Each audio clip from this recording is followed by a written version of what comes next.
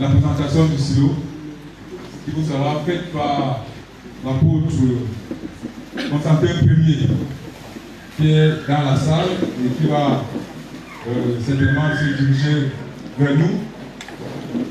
Nous allons accueillir donc l'apôtre Constantin Ier, certainement que beaucoup ne connaissent pas de nom, mais de face, de figure, connaissent très bien. Veuillez accueillir l'apôtre Constantin Ier. Silo! Silo! Pourquoi ça dort? Il y a des gens qui vont se marier avec Jésus-Christ. Non, vous n'avez rien compris. Il y a une trentaine d'hommes de Dieu que le ciel a commandé, recommandé à notre guide spirituel. Ils sont passés dans un laboratoire qu'on appelle l'école de génie. Ils seront relâchés dans l'espace pour impacter le monde. Vous n'avez rien compris. Alléluia. Est-ce que ça va? Moi, quand mon père est là, tout va bien. Vous avez vu tout à l'heure, là, je courais dans tous les sens. Quelque part, c'est un peu mon rôle.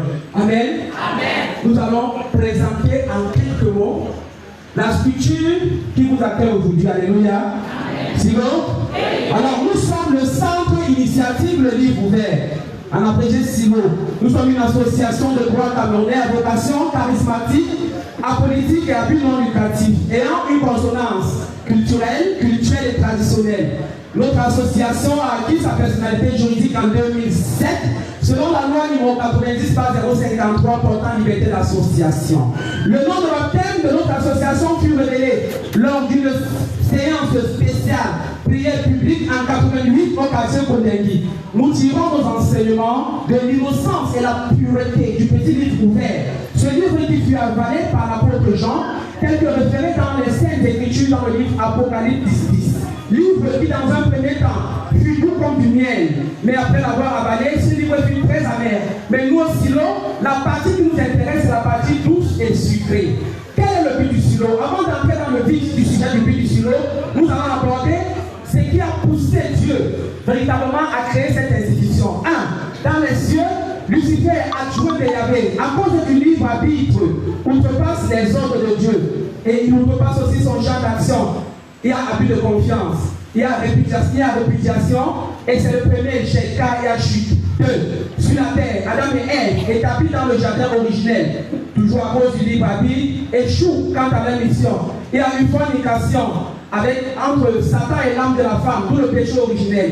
Deuxième échec. Ensuite, notre ancêtre Abraham et sa femme Sarah font preuve d'impatience et tombent sur le coup de la précipitation. D'où l'histoire d'Ismaël et Isaac, pour ne pas dire Israël et la Palestine, conflit qui embrase le monde encore jusqu'à aujourd'hui. 4. Vient le Messie tant annoncé par les prophètes Ésaïe, par les prophètes Jérémie, 460 ans avant sa venue et 760 ans pour l'autre. Notre Seigneur Jésus-Christ vient pendant 3 années et demie, il rend ministère, il nous laisse un testament basé sur l'amour du prochain, la crainte de Dieu, qui était supposé nous conférer le Saint-Esprit. Testament qui fut une fois de plus biaisé. 4e échec. Ensuite, il y a eu Pentecôte qui en vérité fut éphémère. 5e échec. C'est fort de ce constat que 2000 ans après Jésus-Christ, que Yahvé, après avoir fait son bilan, il conclut que l'humanité est dans l'incertitude totale. D'où la nécessité d'une nouvelle Pentecôte qui partira du Cameroun. Donc la plateforme n'est pas n'importe quelle institution, mais la plateforme c'est le silo. Est-ce que c'est l'intelligence de l'humanité? Donc nous constatons ensemble que le silo naît d'une volonté divine. Et selon son promoteur, tout ce qui est susceptible d'exister est décomposable à ses éléments premiers, c'est-à-dire analysable. En réalité, c'est quoi le silo? Le silo, c'est le verbe purifié venu des entrailles de Yahvé. C'est la parole de Dieu en tant que souffle, lumière et vie. C'est la parole réfléchie et épanouie. C'est la réalité du verbe originel qui était au commencement avec Dieu et qui est en Dieu. Notre but est de promouvoir les traditions camerounaises, de rassembler et d'exprimer la quintessence des traditions africaines. Nous avons pour objectif 1, éveiller les dons et les potentiels sous la houlette du Saint-Esprit. 2, la recherche fondamentale en médecine traditionnelle. 3.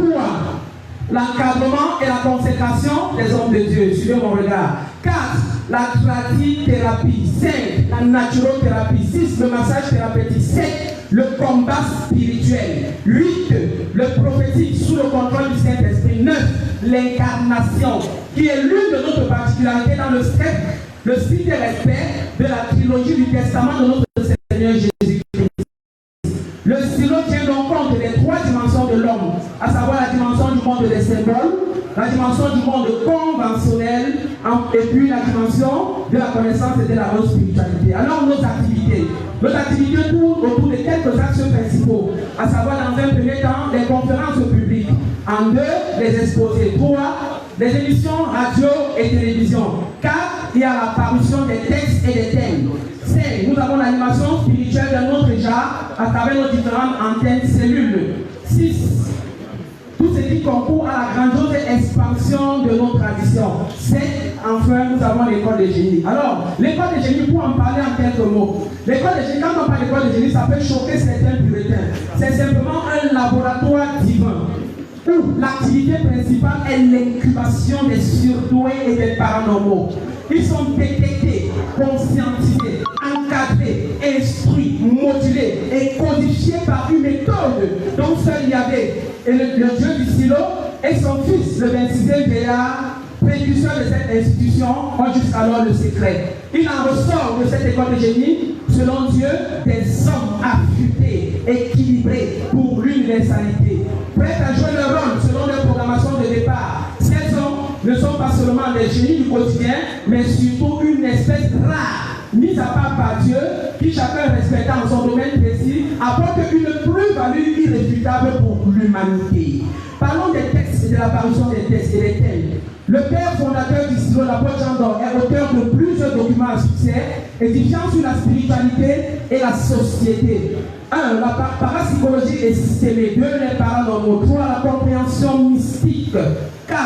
Le chrétien et la tradition. 5. L'approche systémienne des miracles. 6, 7, 8, 9. Révélation des initiés africains. Donc 1, tome 2, tome 3. 10. De l'incertitude au souffle de vie, qui a été un best-seller, qui est l'un de ses livres les plus connus. Moi, c'est mon favori. 11. Il y a eu des multiples collaborations avec des journaux de la place et même des radios de la place. Pour ne citer que cela, il a noté aussi que certains de ses protégés lui ont emboîté le pas. Ils reçoivent aussi de Yahvé ou du Saint-Esprit des thèmes très profonds et enrichissants qui font déjà l'objet d'études dans nos différentes applis. Nous avons aussi les directives de Yahvé que ses protégés ont reçues en 7 tomes. Et tout récemment, on a notre nouveau-né, notre bébé, un livre inédit qui vous sera présenté tout à l'heure, dont je préfère garder le suspense. Tous ces enseignements peuvent être retrouvés sur support physique, c'est-à-dire sur livre, sur les manuscrits, et aussi dans notre site. Les livres au niveau de notre secrétariat, il y a eu aussi des expositions dehors, aussi dans notre site. Les adresses électroniques vous seront données tout à l'heure. Alors, pour terminer, le silo est une organisation bien structurée. Au sommet de la pyramide, nous avons notre guide spirituel, qui est un père, un fondateur, un parapsychologue, un sociologue, un savant, un maître, fait incarnation non diluée du souffle saint le 12 mars 2020. Ça pourrait choquer plusieurs, mais je vous confie de vous référer à Yahvé pour avoir plus d'informations. C'est un faux, un saint, qui se reconnaît lui-même comme instructeur. C'est un mari, un père, un grand-père spirituel et biologique de plusieurs enfants. Il a été d'ailleurs comparé en 1969, pour la petite histoire, par le groupe des experts des tribunaux de Paris à leurs savants, aux savants tels que Jean-Jacques Rousseau, tels que Ampère, Léonard de Vinci et autres. Je vous prie, s'il vous plaît, s'il vous plaît, s'il vous plaît, de joindre vos phalanges et de faire un vibrant hommage au guide spirituel du stylo, l'apôtre Jean d'Or, maître Yoga Jean Rosta. Je m'entends bien, je m'entends bien.